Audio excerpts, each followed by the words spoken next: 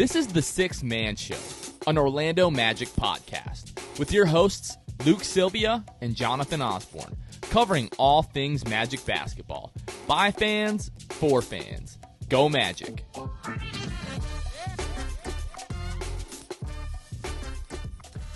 What's going on, Orlando Magic fans? You guys are back with the Sixth Man Show. Today is February 28th, 2022.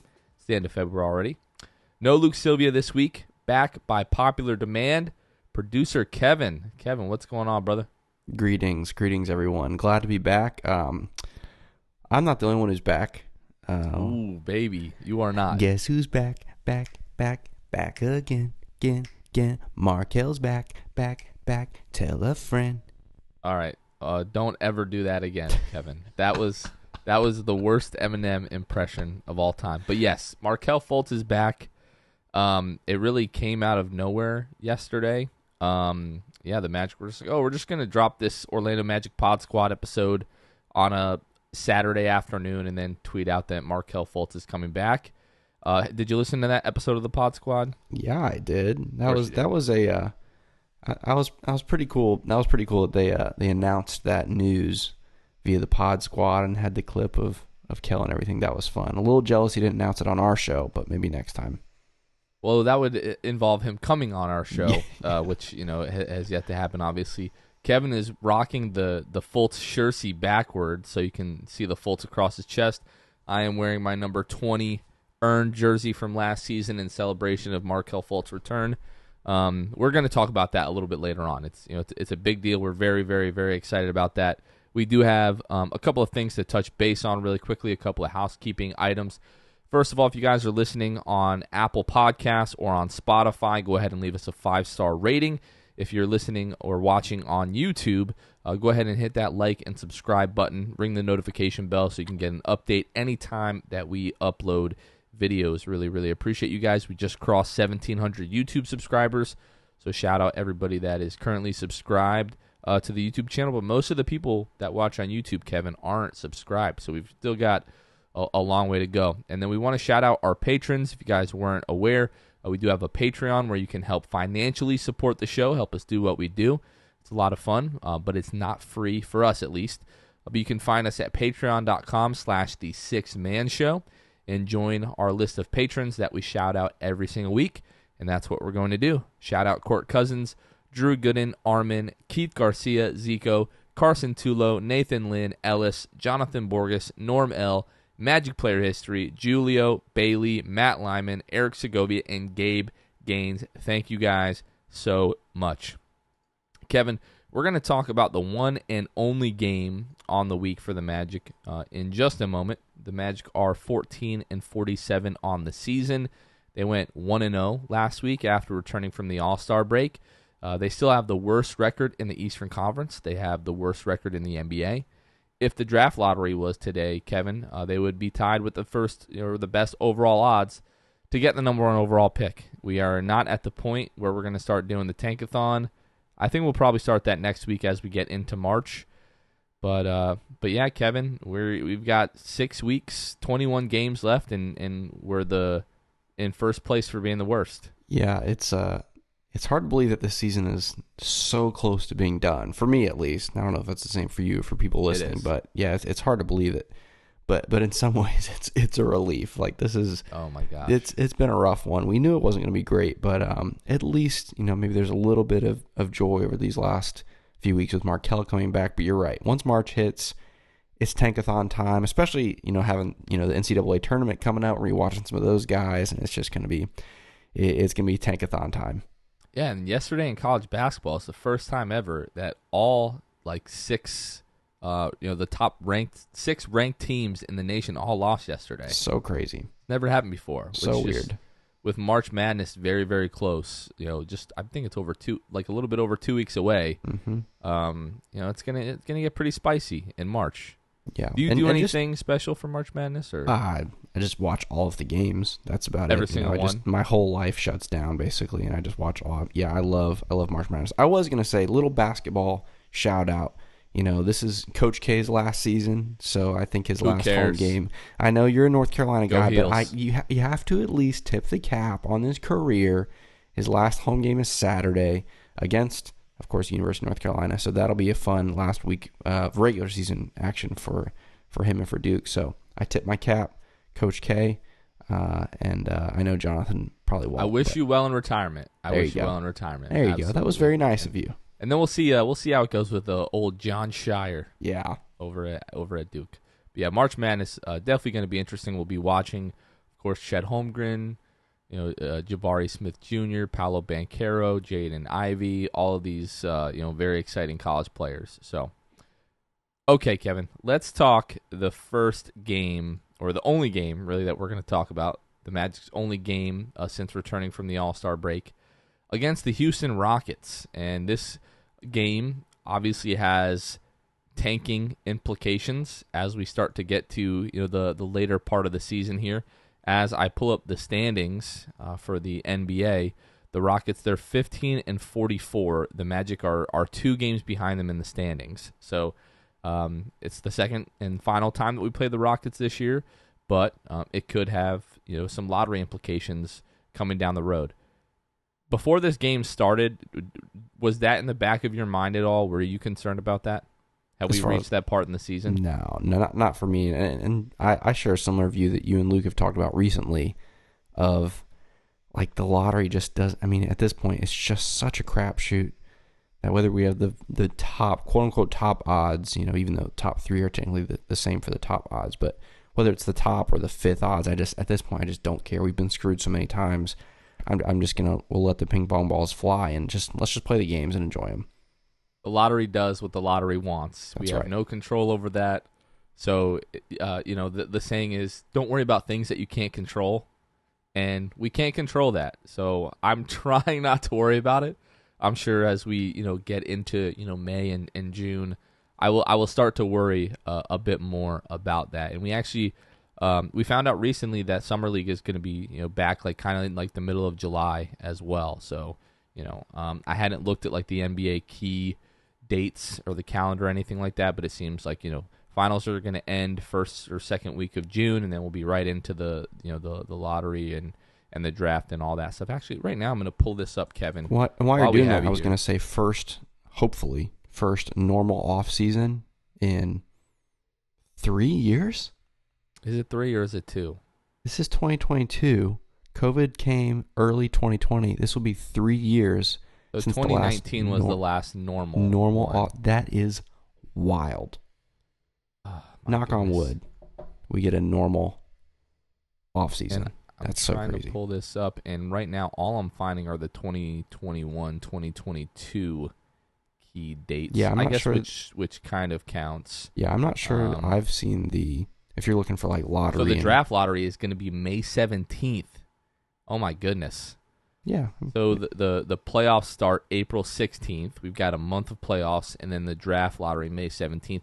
Forgive me, it has been so long since we've had a regular season. I forget what time of year Yeah. And hey, last couple of years up until last season, we've been in the playoffs, so we weren't so worried about the draft lottery, right? That's right.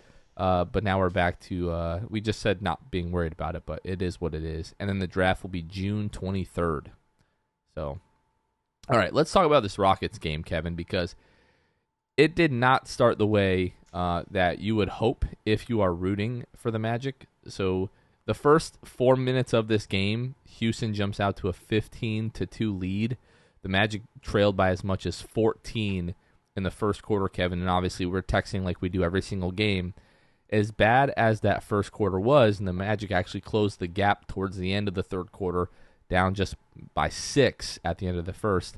But just an incredible second quarter, a great response out of the Magic. They outscore the Houston Rockets 31-18 to take a lead into the half. And then really the story for me in the fourth quarter, and really most of the game, Kevin, was Chuma Okeke.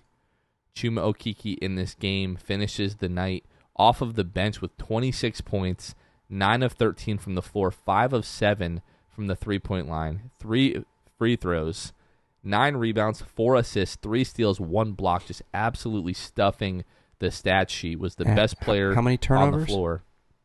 0 turnovers. 0 turnovers. Okeke. This was obviously it was his career high, the best game of Chuma Okeke's career. He was everywhere defensively as well. He looked great on that end. And this is, this could be a very nice beginning to the rest of the season for Chuma Okeke, and maybe he can get back to that status where he was last year, where a lot of us were like, okay, this kid is for sure a part of the core moving forward. And then, he has the hip injury to start the year, and obviously has taken, the last, 3-4 months, whatever it's been, to kind of slowly get started. And this was like the Chuma Okeke that we all envisioned at the end of last year. Hitting open threes, but also like doing whatever he wants off the dribble, helping in the rebounding game, making plays as a playmaker, being a pest defensively, getting in passing lanes, with the 3 steals there. I'm pretty sure he leads the Magic in steals per game this year, if I'm not mistaken. I can pull that up in a moment. I'd be shocked if he doesn't, yeah. Yeah, it might, honestly, he's missed some time, but I wouldn't be shocked if he leads the team in total steals this season. But what did you think out of Chuma? And then we can talk just more about the Magic and the way they looked this game as a whole. Yeah, I think first and foremost, if you follow us on Twitter, you've already seen this thought, but the third member of our team almost owes Chuma an apology. It's very close. We're almost in the Luke Sylvia I think must apologize to Chuma territory, because he a couple more performances like this and he'll owe that. But yeah, I mean, you said it. I mean, he was everywhere. I mean, the stat sheet says it all. Like, sometimes the stat sheet doesn't say it all. On a night like that, it did, because he did everything and did everything right. That's why I emphasize the 0 turnovers, because he was taking guys off the dribble at times, but he wasn't turning the ball over. He sometimes has had the tendency to do that when he tries to kind of take over a game in that way, as opposed to being a spot-up shooter when he actually takes guys off the dribble. Sometimes he has turned the ball over, made poor decisions, either literally, mis-dribbling or some bad passes or whatever. But no turnovers, super efficient game. He's definitely got a lot of people, at least on Magic Twitter, talking about potentially stepping in the starting lineup, especially for someone like Mo Bamba, who continues to... I think that is the overwhelming consensus at this point. Yeah. Obviously it shakes up a little bit of the structure with the big men, having Mo and Wendell, which also, by the way, Wendell, obviously Chuma's going to take the spotlight because he had his best game, but Wendell was, super solid. Typical quiet, somewhat quiet night. It's one of those nights you look up at the end of the night and you're like, whoa, he has 24? But yeah, 24 points for Wendell, 12 boards, and yeah, shot 9 of 11 from the field. So, I mean, you can't hardly get any more efficient than that. So, but all that to say, starting Wendell and Chuma together with Franz, I mean, that sounds like a great lineup to me. We'll see kind of how these last 21 games shake up, and obviously we'll talk about Markelle later and what his role, how that impacts the rotation. But yeah, a lot of people calling for Chuma to be starting, and Friday was definitely a good reminder that he probably should be. Well, let's have this conversation really quickly, Kevin. I looked, so Chuma Okeke is leading the team in total steals on the season with 74 steals. Next closest is Franz Wagner at 53, who has played 11 more games than Chuma. Yeah. And then sitting there in third with 50 is Jalen Suggs, who has played 10 less games than Chuma. In terms of steals per game, Chuma leads the team at 1.5 per game. Jalen is right behind him at 1.3, and then the closest to those two would be Gary Harris at 0.9. So those are the only two guys averaging more than a steal per game. And I think most people would agree with the fact that Chuma and Jalen have been the best defenders on the Magic so far, through this point in the season. But I've seen that everywhere. Everyone is talking about the fact that it's time for Chuma to step into the starting role. He's a better player than Mo Bamba right now. And it seems like all season the second unit has just been dying for like a true backup center. And I do think that at this point that is probably where Mo Bamba is best suited. I know that Jamal is trying to have him next to Cole and Wendell and Jalen, and I even think to a certain extent keep him in the starting lineup to try to like buoy his confidence, because that was so desperately needed coming into the season for Mo. But I do think now is the time. I haven't pulled up the lineup statistics for the the difference in the net rating and everything like that. But I think just the eye test tells you that the starting lineup plays better when Chuma Okeke is on the floor. And we've seen this trend continuing for Mo Bamba this season, where yes, he starts games, but he's not finishing games, and he's playing less and less in the second halves. Yeah, and especially nights, like Friday where he plays 25 minutes, and especially right now, Mo, Mo has two strengths of his game right now. Like, he is a good interior shot blocker, not a good defender, shot blocker, okay? And he's good beyond the three-point line as a true stretch big. So when nights like Friday happen, where he plays 25 minutes, goes 0 for 3 from 3, has one block, it's like, if those are the two things that you're supposed to be good at, and you don't even do those particularly well on the night, that becomes harder and harder to play you. And really the question, for me personally, is bigger than that. It's if those are the two things that you're best at, I don't really know if that's what we need on the floor anyway. Even if you are shooting the three well and your shot, you're blocking shots, that's not enough for me. Like, I need more than that from a starting center. And so, but yeah, it's tough because, some Magic fans look at, it's been a month since he had 30, whatever, so I mean, it's not like that's so long ago, but he's just super inconsistent. And, this is the second coaching staff now that has, it's the second one. Yeah. Second one. I guess maybe it's the third one. No, it's the second one. Yeah. Steve Clifford. And then now, with Jamal, that has seen Mo Bamba, and slowly, those minutes are going down, kind of just like they did with Clifford. And so we'll see what happens this summer. Obviously, that's a much bigger conversation about Mo Bamba. But, yeah, count me in the camp of starting Chuma. I think these last 21 games, it should be all about experimenting, trying different guys out, trying different lineups, especially with Markelle back, hopefully, maybe. Probably not Jonathan back. Yeah, this is all about gearing up for the future, and I'd love to see Jamal kind of try some different things out, and we'll see what he does. Well, that's a perfect segue, Kevin. Let's talk Markelle Fultz. That's the reason the folks are here. It's the reason they clicked on the YouTube link or downloaded the episode to their phone. Markelle Fultz is back again. Saturday afternoon, the Orlando Magic announced Markelle would be returning to the starting lineup tonight. As you guys are listening to this on Monday, he'll be making his season debut against the Indiana Pacers. So, Kevin, let's talk about what that looks like. So, first of all, he doesn't start, right? Nope. Yeah. Nope. How many minutes do we think Markelle plays tonight?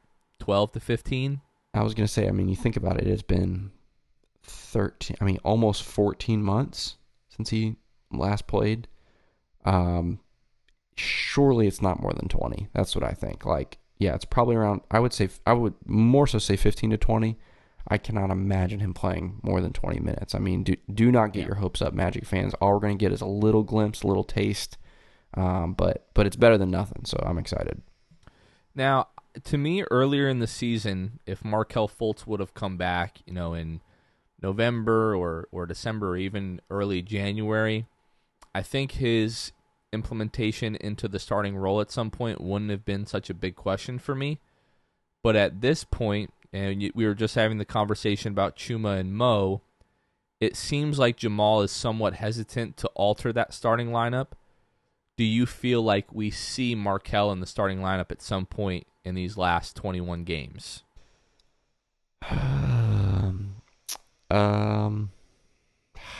Probably. I just feel like he's a better starter than a bench player. What I've seen of him, I haven't seen a guy that's like one of those kind of powerhouse bench guys.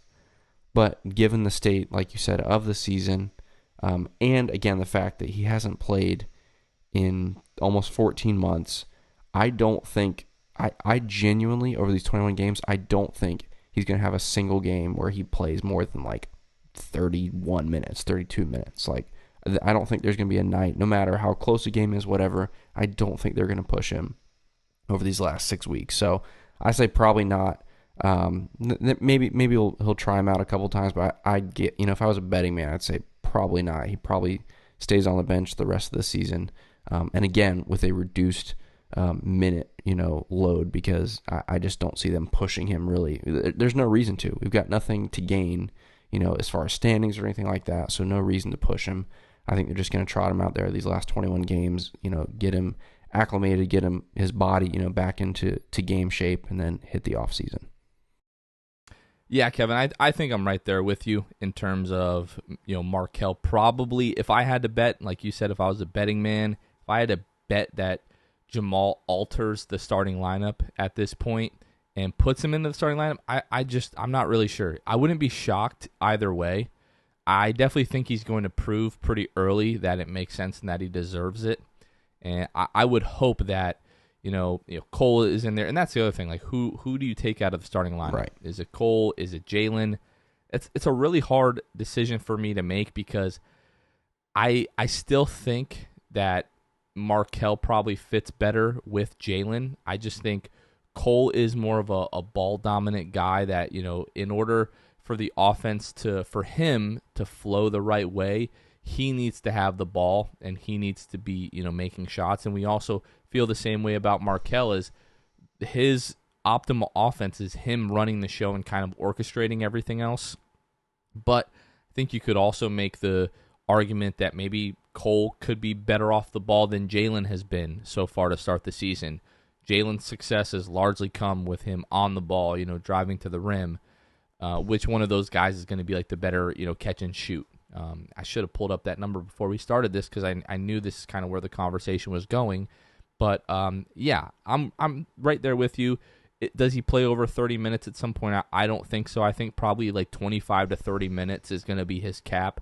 I think for a while they're going to have a pretty significant minutes restriction on him just to see how he responds to playing in games, especially like back-to-backs. Do we see him on the second day of a back-to-back? We've got a back-to-back coming up next week or this week, Friday and Saturday. Do we see him Saturday or does he sit Friday? Maybe, potentially. So Jamal, we've talked about this for months, but as guys start to come back, he's got a very difficult decision in terms of if he's gonna shuffle the starting lineup and what's the bench rotation is going to look like when guys start to come back. We've already talked that we think Chuma should be in the starting lineup, so you're pushing Mo Bamba to the bench, and then if Markelle comes back.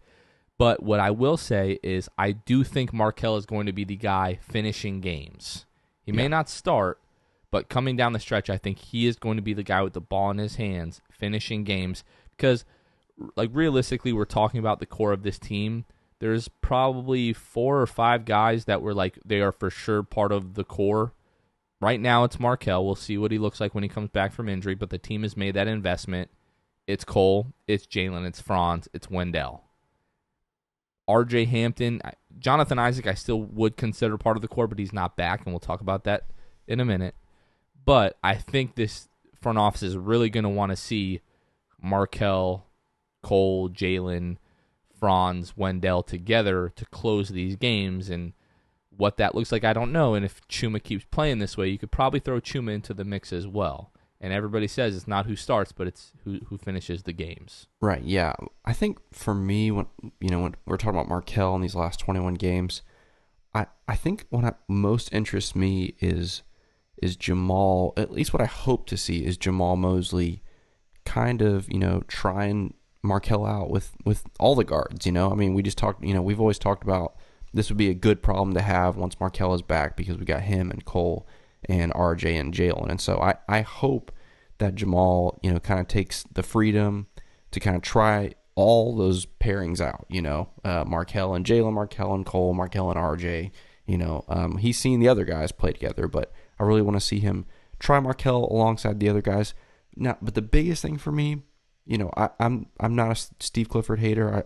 I really like Steve Clifford. The thing that bothered me the most, and there's a lot of things that bother people about Steve Clifford, but the thing that bothered me the most that Steve Clifford did was when he would have DJ Augustine run the offense and Markelle Fultz sit in a corner. Or Michael Carter-Williams run the offense. Or Michael Carter-Williams, yeah.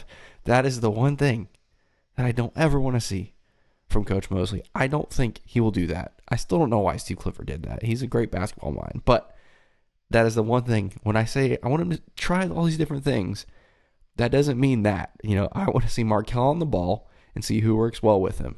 Now, granted, now we've got some different guys that work well on the ball. Jalen can run the offense at times, and Cole can run the offense, and even RJ at times. So there'll be some interchanging there. But by and large, don't make Markelle stand in a corner, please, Jamal. I can't handle that. I think we all know, Steve Clifford, no matter what happened, would just find a way to get Michael Carter-Williams on the floor. Yeah. And Kevin, I've pulled up the catch and shoot numbers for the Magic. So kind of surprisingly, RJ Hampton leads the team 42% from three on catch and shoot opportunities. Unsurprisingly, Gary Harris is right behind him at 40.3%. And then you got Franz and then Cole, fourth on the team, 35.7%. Out of Magic players who have played at least 40 games, Jalen Suggs is dead last at 24.7%. So I guess, and if I really had to pick, I would say Cole is probably more deserving of staying in the starting lineup right now. Jalen, brings a lot of good things. He can get to the rim seemingly whenever he wants. He's a great defender. But if I had to say who's had the better season, and it should be Cole. It's Cole's second season. He had the great start at the beginning of the year. We should be saying Cole is the better player right now. I don't think that's an overreaction by any means. And I would say that Cole is probably the guy that deserves to be in the starting lineup if Markelle is implemented into that, which again, we don't think he's going to be. Right, and you talked about the beginning of this season with Cole. I mean, I remember those first couple months as going like, you can't take Cole out of the starting lineup. You can't. Yeah. That was back when we thought, Markelle was coming back in December. But we were saying he can't come out of the starting lineup. Thanks a lot, John Hammond. Yeah, Remember right. He said, thanks. he might be back opening night. That dude. But, you and I have talked about this before, in Luke, like, where is Cole's, where's the real Cole, right? We have the beginning of the season. He's in a slump right now. Is it somewhere in the middle? Are we seeing the real Cole now? And so, maybe a different backcourt partner would kind of bring the best out of Cole and obviously Markelle. I feel like his game is really well set up for helping someone like Cole. But the difference is Cole, if he plays with Markelle, can't have the ball in his hands as much, in order for that to work. So definitely a lot of question marks, but we'll have to see how it unfolds. I feel like we would be remiss if we didn't bring this up, and I almost don't want to bring it up, but the most recent clips of Markelle shooting the basketball, can you give me your thoughts on that? So we've and seen explain to viewers what we're talking about. So, I'm going to give a little backstory. So we've seen clips as Markelle has come back, more and more into practice. He was doing a lot of just shooting, and then he was doing some non-contact, and now apparently he's back in contact. And different guys like Kobe Price and Philip Rossman-Reich and guys like that have tweeted out videos of Markelle's jumper. And early on, it looked like it looks. Maybe it looks a little bit better. The ones that we saw Friday, I guess before the Rockets game, probably the worst we've seen this season, at least to me. I mean, probably the worst that we've seen Markelle in a Magic uniform. Oof. First of all, we didn't see it for months after he was traded to the Magic. Right. Okay. He just had, what was it, like 7 or 8 months of just like rehabbing. He gets traded in February of 2019, I believe that was. And then, he's, with the Magic, just the rest of the season and, into the playoffs, and then has the off season and comes back to start the season in 2020. And it's like, okay, jump shot isn't perfect, but he's shooting the basketball again. That was a huge thing. But the videos that we saw Friday, to me, it's the worst that it's looked since he's been traded to the Magic. Yeah. And we're talking about the form, not necessarily the results, and the results aren't great either, unfortunately, right, from the clips that we've seen. Yeah, it's definitely one of those like almost bittersweet things. Like obviously I'm super excited, but a clip like that, you go, wow, over 13, almost 14 months, it definitely doesn't look vastly improved, and right, maybe doesn't even look improved at all. And so we'll have to wait and see. Hopefully his shooting percentages are fine. Obviously, we all know we don't need Markelle to be some sort of crazy Steph Curry or something. That's not his game. But he has to at least yeah, he has to at least be a threat to knock those down. And so hopefully, maybe he's just always going to have a funny looking form, but as long as he knocks him down like a Sean Marion or something like that, who had one of the funkiest forms ever, but shot a decent clip, obviously it doesn't matter, but definitely didn't get me super pumped. I'll just leave it at that. Yeah, I mean, if he turns in, if it looks like Tyrese Halliburton and it goes in, or like you said, Sean Marion or like a Kevin Martin, like then that I'm totally fine with Kevin Martin, yeah, there you go. But yeah, I think the thought was if there was ever a time for him to really work on the jump shot and have time to improve it, it was during this ACL rehab. Right. And the fact that it looks worse, like over the last 3 months, is not really encouraging. Maybe it's the angle. I don't think it's the angle, but especially the mid range. The mid range had gotten to the point where it was almost hitchless, and now it's not a very appealing looking shooting form. So that's a little worrisome. We'll wait to see the results, Monday night tonight before we jump to any conclusions. But I think any hope, and I'll admit it, there was a little bit of hope still alive deep down inside me that Markelle Fultz was going to come back and be the University of Washington Markelle Fultz, right? And which would have just completely transformed the franchise, which is why I wanted it so bad. And was I a little bit naive, and was that wishful thinking? Yes, but yeah, I also thought Mario Hezonja was really going to live up to the Krobe name, and never did. So no, not yet. He's still young. Just kidding. Not yet. Kevin, that was good. Yeah, I mean, that's naive Magic fans. That's what we do. We just do that. Yeah. We are naive. We are wishful thinkers.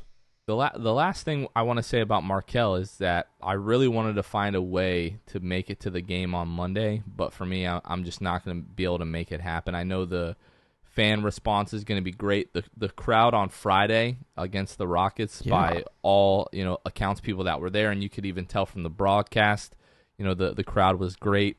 Hopefully it's the same. I mean, the Pacers fans, I don't believe they travel well, so it shouldn't be a Pacers home game in Amway, if you will. Kevin, has attended a lot of games for the Pacers in Indianapolis, so I know he feels a certain way about me saying that about the Pacers fans. No, I mean, excuse me. What people don't know, I used to live in Indianapolis. I lived there for 4 years. Great city. They love basketball. They really do. It's a fun place to live if you're a basketball fan. But no, I mean, they don't travel. Indianapolis is not a gigantic metropolitan city. Now, honestly, some might travel because they've got 2 games here this week. Maybe there's some Pacers fans that are like, hey, let's make a Disney trip out of it. But no, They're not going to take over the arena like a Knicks or that team further south of us or any of that. But I don't even say their name. Nope, I won't. I wanted to make one more Fultz point. Today, Sunday, as we're recording this, we at least saw Markelle Fultz as a great teammate. As there's that clip of on Mo Bama's Instagram story of Cole Anthony. I don't know if they were drawing blood or what they were doing, but it was something with a needle in what looked like kind of the medical area of Amway Center, and Cole Anthony losing his mind over this needle. And who's right there holding his shoulder? It's Markelle Fultz, the great teammate. Everybody loves Markelle. But that was wild. Cole Anthony is a crazy guy. That was too funny. I don't understand it. A lot of people made the same point, but he's got tattoos everywhere. Yeah. Like, you can't be that afraid of needles, And then the scream, like he was being murdered. Yeah. As he gets stuck with the needle.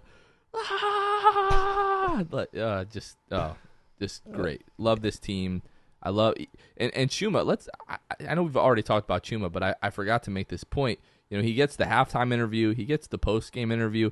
Like, Chuma is kind of like coming out of his shell. It seems a little bit like in the past he would be very soft spoken during those interactions with Dante Marchitelli, but yeah, was very energized and seemed really confident, which we haven't gotten to see a ton out of Chuma. Again, very quiet, soft spoken, almost timid, kind of one of those guys that, he's only quiet if he doesn't know you, and then once he gets to know you, he's a goofball, which a lot of Magic players have attested to.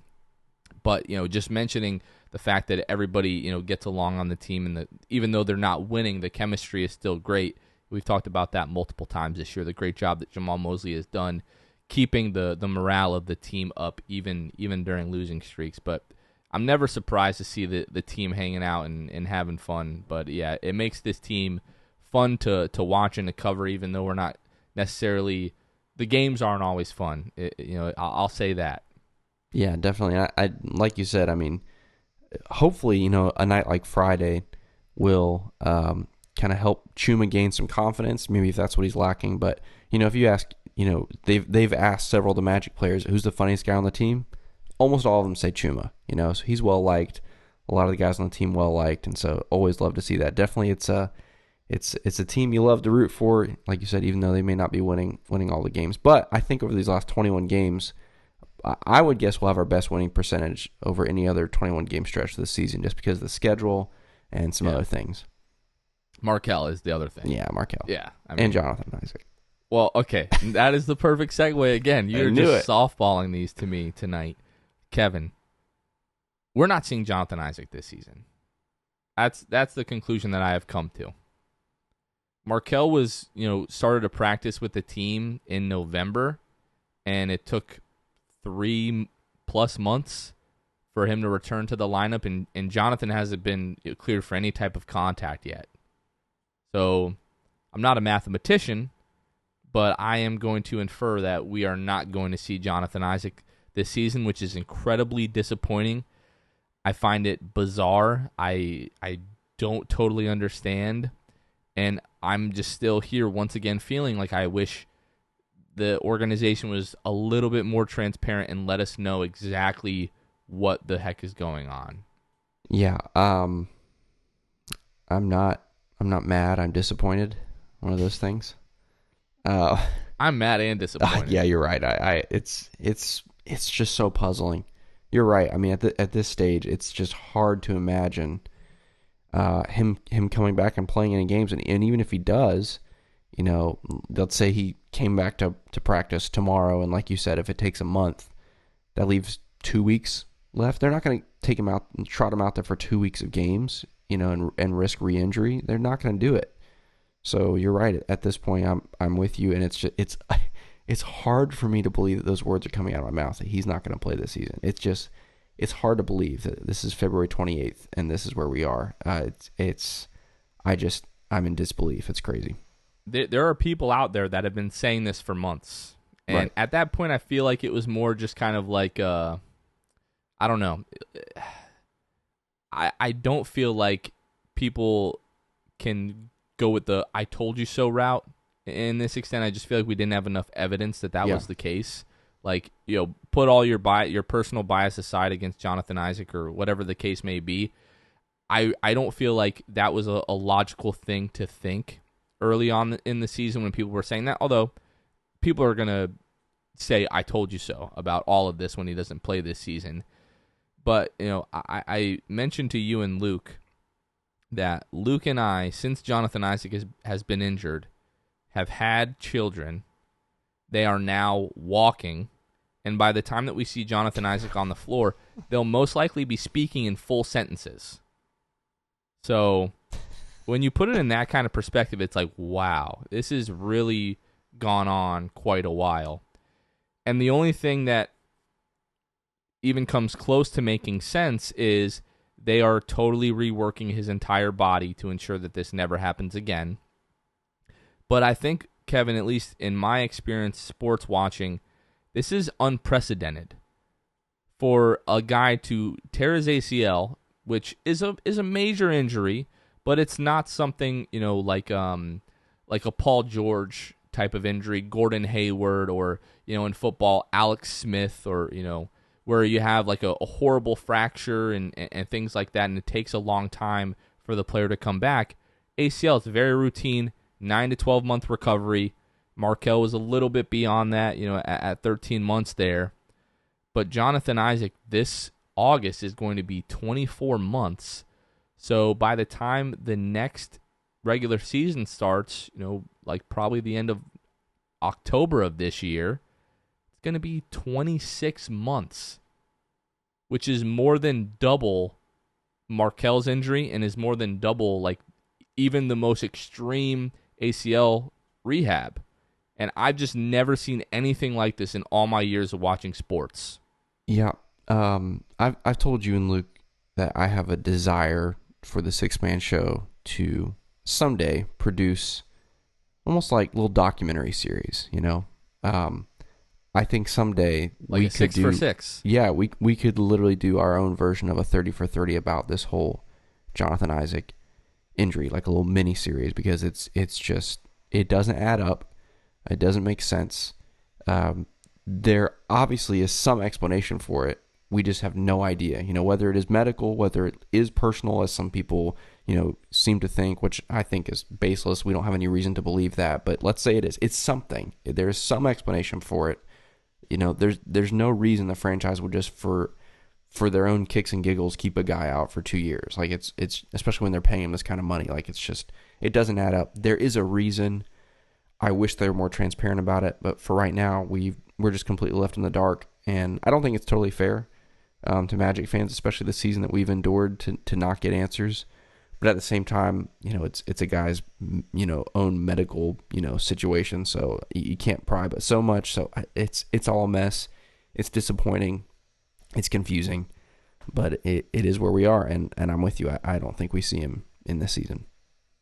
Which, I mean, luckily this is the first year of the extension that it really kicked in for Right. Jonathan Isaac, you know, $17.4 million a year. And, you know, funny enough, the Magic, the current front office has this reputation of signing guys to these, like, decreasing year-over-year deals. Jonathan Isaac, according to Spotrac.com, it's $17.4 million across each year.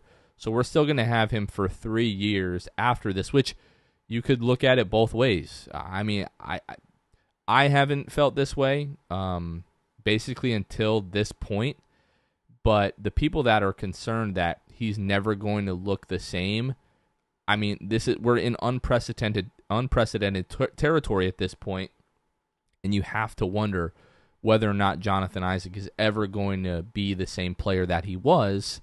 So you're still paying him $17.4 million for the next 3 seasons, but if he comes back and he looks great, you still have him under contract for 3 seasons. So, yeah, I'm done speculating, trying to guess. At this point, just it seems logical that he's not going to return this season. He still hasn't been cleared for contact. He's not going to be cleared for contact and all of a sudden ramp up over the next 2-3 weeks to where we see him for 3 or 4 weeks of basketball. It just doesn't make sense for the Magic to do that. So this is the point that I'm giving up on Jonathan Isaac, seeing him play basketball this season, and it's bizarre. Yeah, yeah. I've already used a bunch of adjectives. What I was just going to add on to it is kind of like you said. I mean, you use the word unprecedented. Like, have we ever seen someone be away from the game for over 2 years and then come back at the same level? I'm trying to think of some of those Michael big Jordan. injuries. What? Michael Jordan. Okay, yeah. And that wasn't an injury. He was just like, I'm going to go chill for a while. Right. He does not count. But, No. you know, even I'm thinking I'm through not some trying of those, to compare Jonathan Isaac to Michael Jordan. Folks. That's everybody put the pitchforks down, please. I'm trying to think, even those really horrible injuries that you talked about, I don't think any of those were 2 years. Yeah, And maybe like a year or like a year and a half. Right. But it's like, I'm trying to imagine like what I do for a living or what you do for a living. If I didn't do that for 2 years, now I know you can be in the gym and working on stuff, but like actual in-game against the greatest players on planet Earth for 2 years or maybe 26 months, that's scary. It sucks, but It sucks.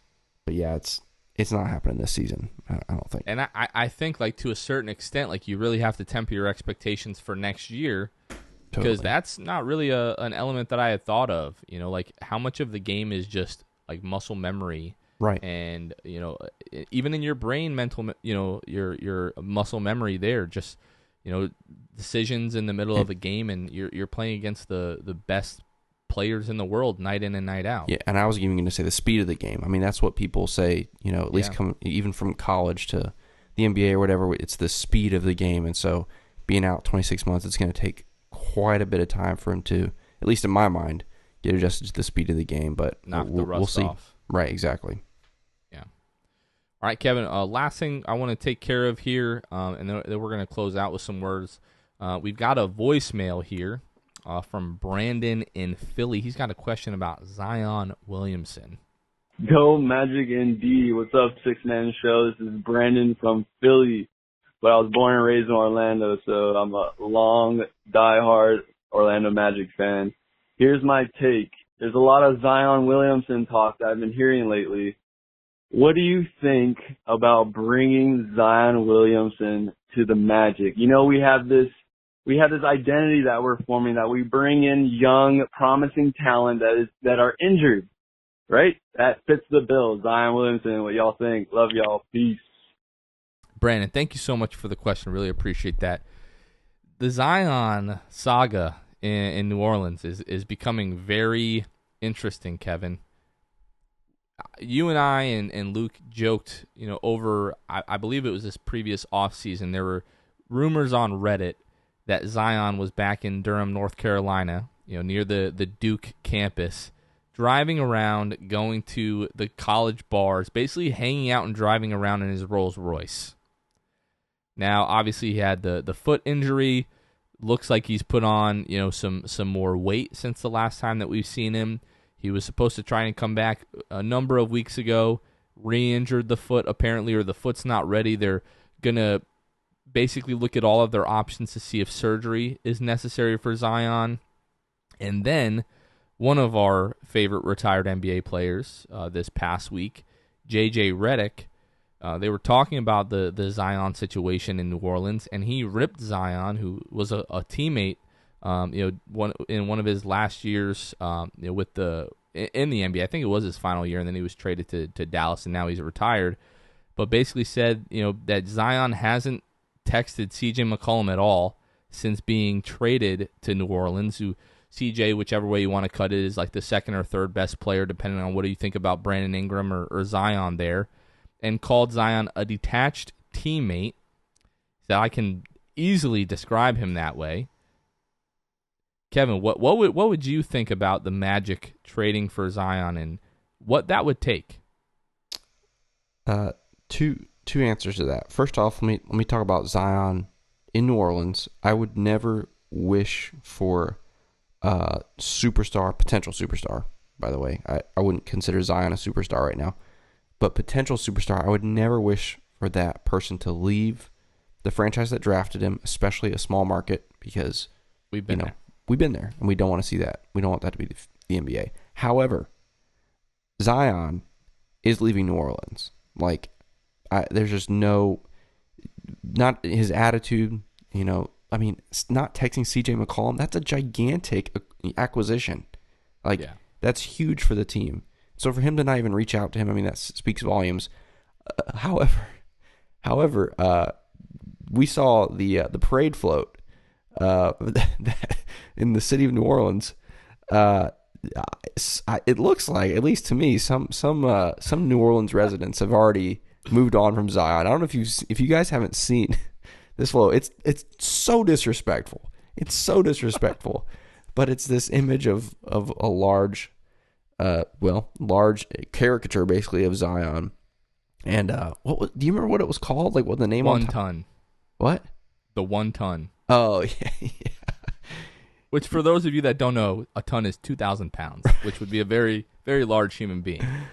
Okay, so that's the New Orleans side. Obviously, I would never wish that, but for one reason or another, he's gone. He's leaving. He's going to force his way out, or however that's going to work.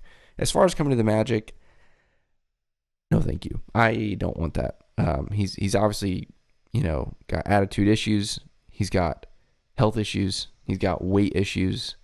I want nothing to do with that. Obviously, the talent that he showed at Duke was incredible, but that seems like a decade ago at this point, just because, and I should back up, even the talent he showed in New Orleans, early on, obviously can't dismiss that, but even that, once again, feels like a long time ago. It's been a slippery slope downhill for him ever since, and we just talked about the chemistry of this team. Someone like that, I feel like, comes in and completely wrecks it, So unless I see something different from Zion, I want no piece of him, and I'm not even going to try to guess what it would possibly take to get him in Orlando. And just by having to give up what you would have to give up, you're completely altering the culture and the chemistry of the team. Absolutely. So regardless of how Zion affects the culture once he's here, just, by what you're giving up, it would be a large change to the culture. So for all of the reasons that you just mentioned, as they say on Shark Tank, I'm out. Like, for all of those reasons, I'm personally out. But I'll say, if I'm New Orleans, I'm moving Zion as quickly as I possibly can, because if not, it's going to turn into another Anthony Davis situation. You've got CJ McCollum there. You've got Brandon Ingram, who a lot of people feel like can be, a top 15 to 20 player in the league. I mean, depending who you ask, he might already be there. You could argue that he should have been an all-star this season. So I think Zion is definitely a big name. Obviously people have talked about the Knicks. Like, at this point, what are the Knicks going to give up to get Zion Williamson? I'm sure if he was a free agent, maybe that would be realistic, but the Knicks are not a team that are going to have a high lottery pick at any time soon. That is a team that, in my opinion, right now seems like they're destined to be in that mediocrity treadmill that people so often talk about. So, but yeah, if I'm New Orleans, I'm getting whatever I can for Zion. I'm sure someone is going to take a chance on him. I don't want it to be the Magic, just because, like you said, he has not shown that to be an all-time great player, which he definitely has the talent and potential to be. You have to really, really want that above everything else in your life, and I'm not convinced that that is Zion. Yeah, I'm trying to remember who the interview was with Cole. Maybe it was Pod Squad at the very beginning of the season. Pod Squad. When he talked about, what drives him crazy is guys that have all the talent in the world and just coast with that talent. They don't put in the work. And right now, that looks like that's the path that Zion has chosen. Maybe a change of scenery changes that for him, but I just don't want that change of scenery, to be in Orlando. Brandon, thank you again for the voicemail. If you guys want to leave a voicemail, especially now that Markelle is back, you guys want to share your excitement, you can call us at 407-603-1189. Leave us a voicemail for a chance to be featured on the show. And then coming up this Friday, March 4th, as the Magic take on the Toronto Raptors at 7:30 p.m., we'll be at the Friendly Confines Bar in Altamont Springs. That is 451 East Altamont Drive, Suite 2378, Altamont Springs. Again, we're going to be there at 7:30. I believe we're going to have a member of the Magic sales team come out with some signed memorabilia to give away. So we hope that you guys will meet us there. Again, it's going to be at the Friendly Confines in Altamont Springs at 7:30 on Friday as we watch Markelle Fultz and the Orlando Magic take on the Toronto Raptors. Hashtag Suggs is better than Scotty Barnes. Just had to throw that in there. I'm sure we're going to hear a bunch of crap from Raptors fans that night. They always like to talk about Jalen Suggs again when they took Scotty Barnes fourth and they got their guy, and they should be happy about that. But that's another podcast episode.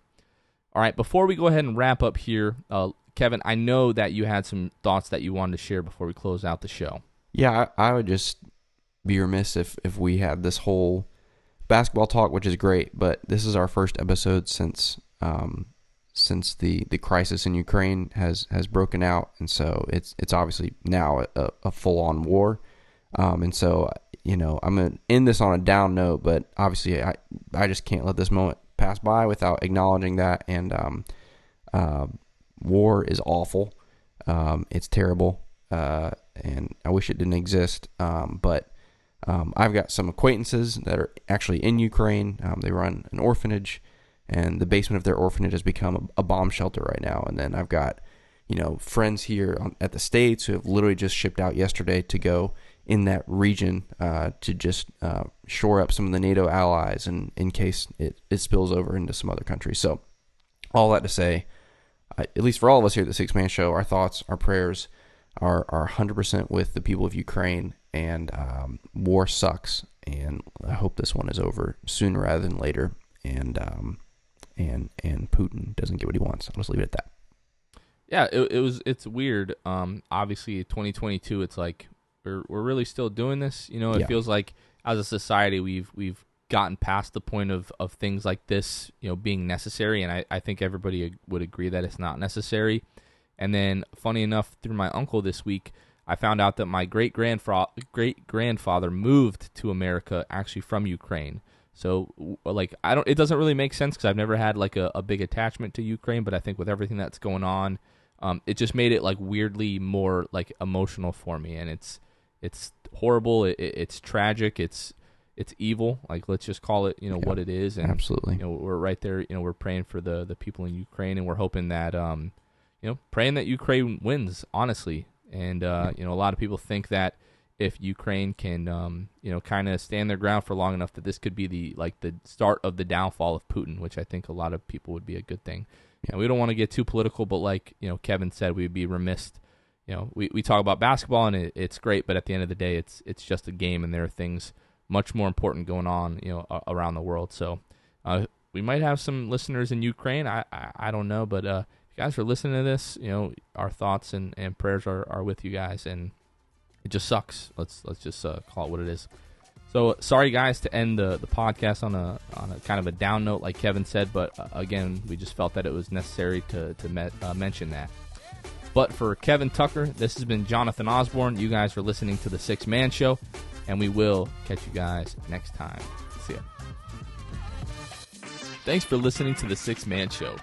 Be sure to subscribe on iTunes, Spotify, Google Play, and Stitcher to get new episodes downloaded directly to your phone. Please take a minute to give us a 5-star rating and a review. It would really help us out a lot. Follow us on Twitter and Instagram @6manshow, and like us on Facebook. We'll catch you guys next time. Go Magic.